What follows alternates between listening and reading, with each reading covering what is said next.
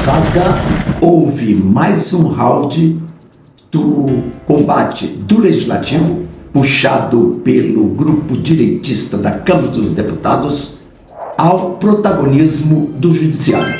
Desta vez com a aprovação de mais um item do pacote anti-STF de restrição dos poderes dos ministros daquela corte. A CCJ cravou na jugular do tribunal algumas punhaladas que fizeram o decano do tribunal, ministro Gilmar Mendes, sair atrás do presidente da Câmara, Arthur Lira, para obter a segurança de que o assunto não será colocado logo na pauta dos trabalhos legislativos. Por motivos óbvios, o alagoano se encolheu e firmou o compromisso de deixar como está até o fim do seu mandato. O incômodo da CCJ é com a ampliação do espaço da Suprema Corte, no sentido de repetidamente contrariar a política majoritária, inclusive com a imposição de normas vinculativas a toda a sociedade.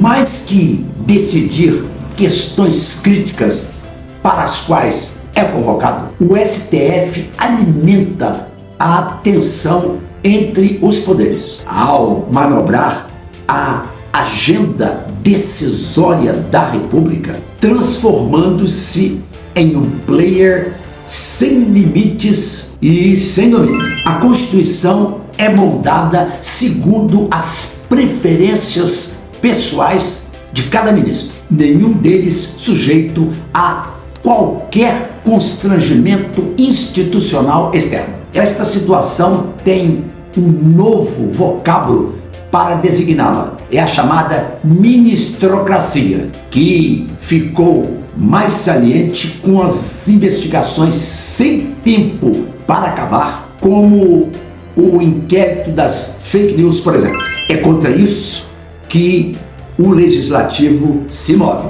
Ora, para limitar os atos monocráticos dos ministros que suspendam a eficácia das leis ou de atos dos chefes dos poderes legislativos e executivo. Ora, para permitir ao Congresso derrubar decisões da Corte quando se considerar ter sido ultrapassado o exercício da função jurisdicional. A pergunta que se coloca é inconstitucional o pacote anti-STF aprovado pela CCJ da Câmara? Na opinião do ex-ministro Carlos Veloso, a resposta é positiva, porque questões internas do Judiciário devem ser propostas pelo próprio poder. Agora imagine, é plausível ao Supremo, tão cioso de sua competência, deixar o pedestal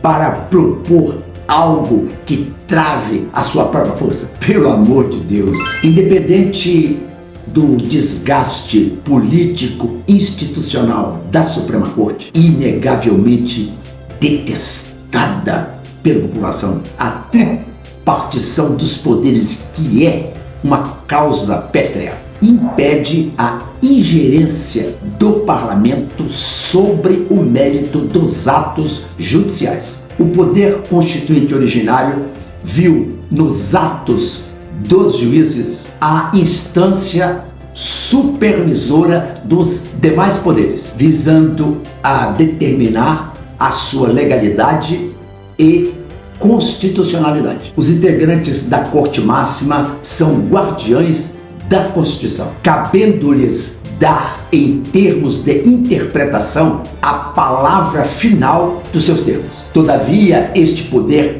não implica entregar aos ministros um poder desmedido, uma influência totalmente aberta sobre o mundo fora da corte, sem passar pelo processo decisório interno. Estas ilhas autônomas em que se transformaram os 11 ministros precisam de autocontenção para se adaptarem ao espaço reservado à atuação das maiorias. O processo de rearranjo interno há de ser feito na instituição, visando ao mínimo de respeito às pautas da sociedade, em detrimento do autoritarismo e da indisfarçável supremacia que o STF quer ter sobre tudo que se move. É necessário que o tribunal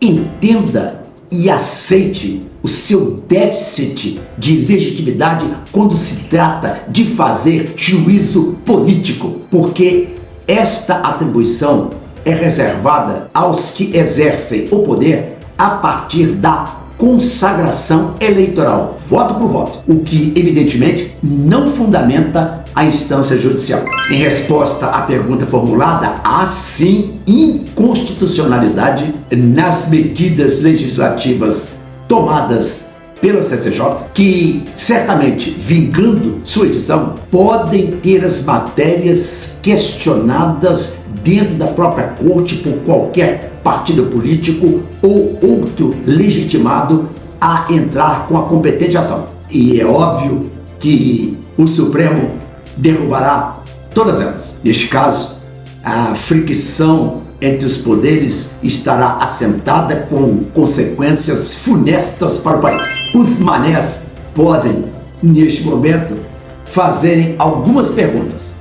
Vamos a elas. O STF tem cumprido suas funções típicas em toda a integridade? Seus membros têm se mantido dentro dos limites constitucionais? A supremocracia não tem empanado a atividade dos demais atores políticos? As iniciativas parlamentares aprovadas na CCJ da Câmara não são uma tentativa de aplicar um choque de realidade nos togados que dela se descolaram? Essas indagações precisam ser feitas diante do quadro anômalo com que os eventos têm se desenvolvido ultimamente, neste país tão complexo e desorientado. Este foi o Soletrando Direito. Curta, comente e compartilhe este vídeo. Deixe seu like, faça inscrição no canal para contribuir para a sua consolidação. Deixe seu comentário aqui embaixo sobre a juristocracia e a supremocracia